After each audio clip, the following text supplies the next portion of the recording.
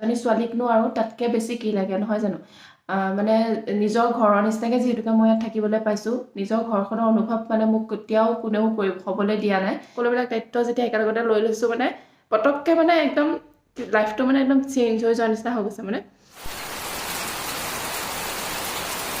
ঠাণ্ডা ঠাণ্ডা দিনবোৰ শেষ হৈ গৈছে আৰু এতিয়া গৰম দিন আৰম্ভ হৈ গৈছে আৰু সেইকাৰণে আপোনালোকক প্ৰথমতে বৰষুণৰ সেই মৃদু শব্দটোৰে আজিৰ ভিডিঅ'টো আৰম্ভ কৰি দিছোঁ চ' ব'লক আজিৰ ভিডিঅ'টো আৰম্ভ কৰোঁ নমস্কাৰ সকলোকে পুনৰবাৰ স্বাগতম জনাইছোঁ মোৰ অন্য এটি ভিডিঅ'ৰ সৈতে আৰু আজি পাকঘৰটোৰ পৰা ভিডিঅ'টো আৰম্ভ কৰি দিছোঁ এফালে এয়া মাছ আৰু মাছৰ কণী এয়া চজিনা আৰু এয়া গাহৰি এই গোটেইখিনি উলিয়াই মই ভাবি আছোঁ যে আজি কি বনাম মাছ বনাম নে গাহৰি বনাম সেইটোকে ভাবি চাহ একাপ বনাই ল'লোঁ আৰু লগতে এয়া আদা নহৰু আৰু বিলাহী যিহেতুকে লাগিবই যি বনালেও সেইকাৰণে বোলো এইখিনি বস্তু আগতে কাটি লওঁ আৰু ভাবি থাকোঁ এতিয়া কি বনাম সেইকাৰণে চাহ একাপো খাই লৈছোঁ পাকঘৰটোলৈ আহি চাহ একাপ খাই ল'লেহে কামবিলাক কৰিবলৈ মানে উৎসাহ জন্মে আৰু এইফালে বনাইছোঁ স্কোৱাছ অকণমান আৰু অকণমান অমিতা দি বনাইছোঁ আলফুলৰ কাৰণে তাৰপিছত লাষ্টত থিৰাং কৰিলোঁ যে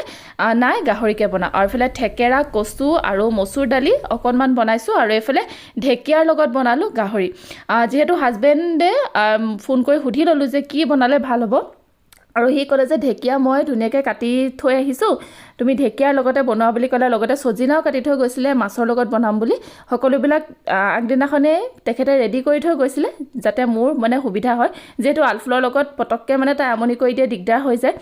আৰু এতিয়া মাও যিহেতুকে বিচনাত পৰি থাকিবলগীয়া হৈছে মাও সহায় কৰি দিব নোৱাৰে হ'লেও পাপাই কাটি মেলি দিয়ে পাপাই সহায় কৰি দিয়ে আৰু এইফালে মোৰ ঢেকীয়াৰ লগত গাহৰি বনাই হৈ গ'ল আপোনালোকে ঢেকীয়াৰ লগত গাহৰি খাইছেনে বাৰু বহুত বেছি টেষ্টি হয় আৰু এইফালে এয়া আলফুলৰ খানা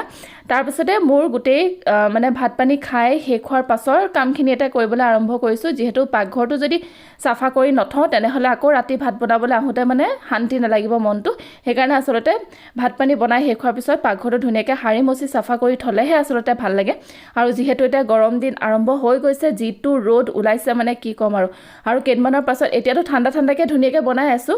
খাদ্যবিলাক আৰু এতিয়া গৰম দিন আৰম্ভ হৈছে এতিয়াতো পূৰা ঘামি জামি পাকঘৰত সোমাই থাকিব লাগিব আৰু এয়া মই এতিয়া পাকঘৰটো চাফা কৰি আছোঁ ভাতটো বনাওঁতে যিমান সময় লাগে পাকঘৰটো চাফা কৰোঁতে কিন্তু তাতকৈ বেছি সময় লাগে কিয়নো গোটেই বাচন বৰ্তন সকলোবিলাক ধোৱা আৰু তাৰপিছত আলফুলেতো জানেই তাইক ভাত খুৱাওঁতে তাইক নিজে ভাত খাবলৈ লাগে ভাত মানে গোটেই ঘৰটোৱে ভাত কৰি থৈ দিয়ে আৰু তাৰপিছত গোটেই ঘৰ দুৱাৰ চব সাৰিবলগীয়া হয় আৰু এইফালে মই কিবা কৈ আছিলোঁ কিন্তু মোৰ অকণমান ফোনটোৰ প্ৰব্লেম দিয়াৰ বাবে মাতটো নাহিলে সেইকাৰণে মই ভইচ অভাৰ দিবলগীয়া হ'ল এইফালে মানে মই ভাত পানী খাই মেলি আজৰি হ'লোঁ সেইটো কৈছিলোঁ আৰু লগতে হাজবেণ্ডৰ কাৰণে টিফিনতে ভাতখিনি ভৰাই থৈ দিছোঁ নহ'লে আকৌ ঠাণ্ডা হৈ যাব সি তেতিয়া আহি মই যিহেতু আলফুলক এতিয়া শুৱাই দিম সেইকাৰণে তাইক লৈ পিনে মই ওপৰলৈ গুচি আহিম সেইকাৰণে মই টিফিনটোতে সকলোবিলাক তাৰ কাৰণে ৰেডি কৰি থৈ গৈছোঁ তাৰপিছত এয়া মই আলফুলক এতিয়া শুৱাবৰ কাৰণে ওপৰলৈ নিবলৈ আহিছোঁ আৰু আলফুল আজিকালি বহুত দুষ্ট হৈছে তাই অকল ককা আইতাকক দম দি মোবাইলটো চাই থাকে আমাৰ পৰা ল'বলৈ নাপায় যে সেইফালে দেখিছে তাই এতিয়া পূৰা মোবাইল চোৱাত বিজি হৈ গৈছে এইফালে বাপেক জীয়েক দুটাই একদম নাক বজাই শুইছে মই বোলো নাই মই উঠি যাওঁ মই কাহি শুব পৰা নাই ইমান বেছি কাহ আজি 2 মাহমানেই হৈ গ'ল কিন্তু কাহটো এতিয়ালৈকে ভাল হোৱা নাই চাহ অকণমানকৈ খাওঁ বুলি আহিছোঁ এতিয়া কাৰেণ্টটো নাই এইমাত্ৰ আহিছে চাহ অকণমান খাই লওঁ এতিয়া 6টা বাজিলে তাহাঁতি পূৰা শুই আছে সেইকাৰণে শুই লওক আৰু বোলো অলপ টাইম এতিয়া নুঠাওঁ তাইক আৰু অকণমান তাই যেতিয়া নিজে উঠিব তাকে আজি ভাবি আছোঁ কথা এটা যে বিয়া হোৱা ইমান বছৰ হ'ল 2021 চনৰ অক্টোবৰ মাহত বিয়া হৈছিলে মোৰ বিয়া হৈছিলে 22, 23, 24, 25 মানে 4 বছৰে হ'ল এতিয়া বিয়া হোৱা কিন্তু 4 বছৰত মানে পাকঘৰটোত অকলে সোমাই কিবা বস্তু বনোৱা তেনেকুৱা এক্সপিৰিয়েঞ্চ মানে মোৰ হোৱাই নাছিলে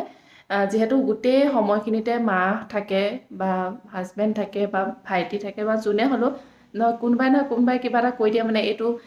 আজি আমুকটোকে বনাওঁ বা আজি তামুকটোকে বনাওঁ কিবা এটা কাটি দিলে তেনেকুৱা হয় কিন্তু এতিয়া মানে এনেকুৱা হৈছে মা যেতিয়াৰ পৰা মানে ভৰিটো যেতিয়াবা দুখ পাইছে তেতিয়াৰ পৰাতো মা কমপ্লিটলি মানে বিচনাত থাকিবলগীয়া হৈছে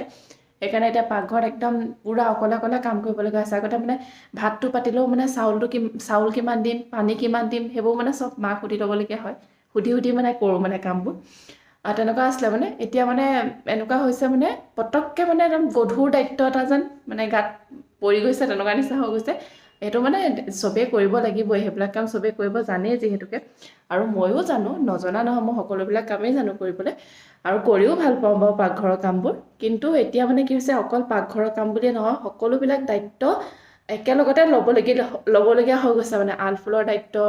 বা মাৰে হওক বা ঘৰখনৰ দায়িত্ব পাকঘৰৰ দায়িত্ব সকলোবিলাক দায়িত্ব যেতিয়া একেলগতে লৈ লৈছোঁ মানে পটককৈ মানে একদম লাইফটো মানে একদম চেঞ্জ হৈ যোৱাৰ নিচিনা হৈ গৈছে মানে অতি সহজ ভাষাত ক'বলৈ গ'লে ইমান দিনৰ পৰা ছোৱালীয়ে হৈ আছিলোঁ ছোৱালীৰ জীৱন এটা কটাই আছিলোঁ আৰু এতিয়া পটককৈ মানে বোৱাৰীৰ জীৱন লগতে মাকৰ জীৱনটো মানে এতিয়াহে পাইছোঁ মানে তাৰ আগতে মানে অনুভৱ কৰা নাছিলোঁ যে মই বিয়া হ'লোঁ বা তেনেকৈ বুলি মানে সেই অনুভৱটো মোৰ অহা নাছিলে কিন্তু এতিয়া মানে সেই দায়িত্ববিলাক লৈ এতিয়া মানে সেইখিনিৰ মাজত সোমাই গৈছোঁ যিহেতুকে আৰু কাহি মানে অৱস্থা বেয়া মাজে মাজে ভিডিঅ'টো কাটি দিবলগীয়া এইটোৱে ক'বলৈ বিচাৰিছোঁ যে এজনী ছোৱালীকনো আৰু তাতকৈ বেছি কি লাগে নহয় জানো মানে নিজৰ ঘৰৰ নিচিনাকৈ যিহেতুকে মই ইয়াত থাকিবলৈ পাইছোঁ নিজৰ ঘৰখনৰ অনুভৱ মানে মোক কেতিয়াও কোনেও হ'বলৈ দিয়া নাই মই নিজৰ ঘৰত যেনেকৈ আছিলোঁ মই তেনেকৈয়ে ইয়াতো আছোঁ সেনেকৈয়ে সকলোৱে মৰম চেনেহ কৰে আদৰ যত্ন কৰে সেইটোৱে লাগে এজনী ছোৱালীক যিহেতু মোৰো এজনী ছোৱালী আছে আৰু ময়ো বিচাৰোঁ তাইও যাতে ভৱিষ্যতে এনেদৰে থাকিব পাৰে সেইটোৱে আচলতে ময়ো বিচাৰোঁ সকলো এনেদৰে থাকক মিলা প্ৰীতিৰে ভালদৰে থাকক সকলোৰে ঘৰতে এনেদৰে মিলা প্ৰীতি বৰ্তাই ৰাখক তাকে কামনা কৰিছোঁ সকলোৱে ভাল হওক সকলো ভালে কুশলে থাকক তাকে কামনা কৰিছোঁ ত' ভাবিছোঁ আজি ভিডিঅ'টো ইমানতে সমাপ্ত কৰি দিওঁ বুলি আৰু এতিয়া মই চাহ খাবলৈ লৈছোঁ আবেলি সময়ত যিহেতুকে চাহটো খাই লৈছোঁ তাৰপিছত আকৌ তললৈ যাম এতিয়া ভাত বনাবৰ কাৰণে মানে সেইটোৱে হৈ থাকে আৰু ৰাতিপুৱা উঠি আলফুলক তলত কেতিয়াবা গা ধুওঁ নহ'লে কেতিয়াবা ওপৰত গা ধুওঁ নহ'লে তাৰপিছত আকৌ তাইক লৈ পেলাই তললৈ যাওঁ তলত গৈ তলত তলত আকৌ ঘৰ চৰ সাৰিবলৈ মেলিবলৈ সময় নহয়গৈ যিহেতু ওপৰৰ পৰা আলফুলক লৈ পেলাই যাওঁহে 11টামান বাজেই 11টামান বজাতে উঠেহে 11:30মান বাজেই মানে তলত গৈ পিনে আকৌ পটাপট ভাত বনাব লগা হয় ৰাতিপুৱা ভাতটোতো পাপাই বনাই দিয়ে তাৰপিছত তলত গৈ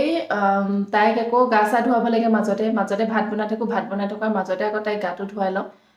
তেনেকৈ আৰু হাজবেণ্ড থাকিলে একো চিন্তা নাথাকে আৰু সিয়ে বনায় ভাত পানী বা তাইকো গা চা ধুৱাই বাৰু তেতিয়া মই ওপৰৰ কামখিনি কৰিব পাৰোঁ সি নাথাকিলে কৈছোঁ কি কৰোঁ মানে তাৰপিছত আকৌ দুপৰীয়া সময়ত ভাত পানী খাই মেলি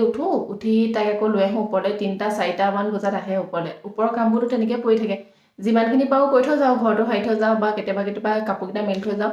ধুই থৈ যাওঁ কিন্তু কেতিয়াবা নহয়গৈ সময় সেই তেনেকৈ থাকি যায় গোটেইখিনি বস্তু আকৌ সেইখিনি চাফা কৰিব লাগে আহি আকৌ তাইক খুৱাব লাগে আকৌ তাইক উঠাৰ পিছত তাইৰ কাৰণে আকৌ খানা ৰেডি কৰা আকৌ তললৈ যাওঁ ৰাতি 6:30-7টামান বজাত আকৌ তললৈ যাওঁ তলত গৈ আকৌ ভাত বনাওঁগৈ সোনকালে যিহেতু মাহঁতে ভাত খাই 9টামান বজাত খাবৰ কাৰণে ৰেডি কৰিব লাগে আৰু 8টামান বজাত বনাবলৈ ষ্টাৰ্ট কৰোঁ আকৌ বনাই মেলি ভাত পানী খাই আকৌ বাচন চাচন ধুই মেলি ঘৰ চৰ সাৰি মুচি চব চাফা চিজিল কৰি হয়গৈ মানে 10-11টা বাজেই তাত তলতে কেতিয়াবা 12টা বাজে এই কাৰণ নাহে ওপৰলৈ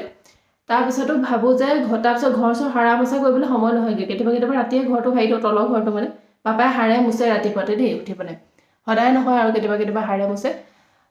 তথাপিতো আৰু মই মানে সাৰিলে মুচিলেহে শান্তি পাওঁ কিন্তু নহয়গৈ মানে কেতিয়াবা হাজবেণ্ডেও সাৰি দিয়ে মুচি দিয়ে সিও সাৰে মোচে বাৰু যাৰ যেনেকৈ সময় হয় মানে যাৰ যেনেকৈ সুবিধা হয় তেনেকৈ কৰি মেলি চলি আছোঁ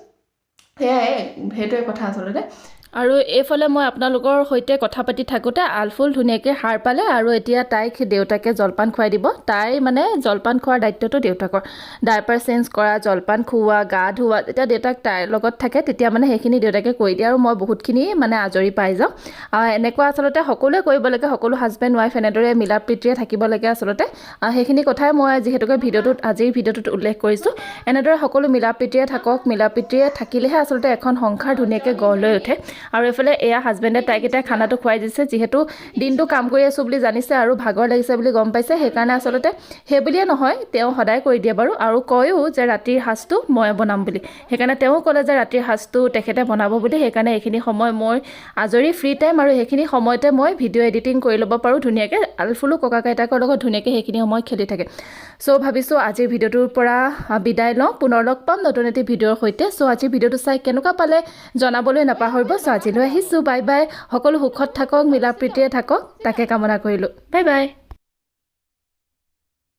Sit down. Tata.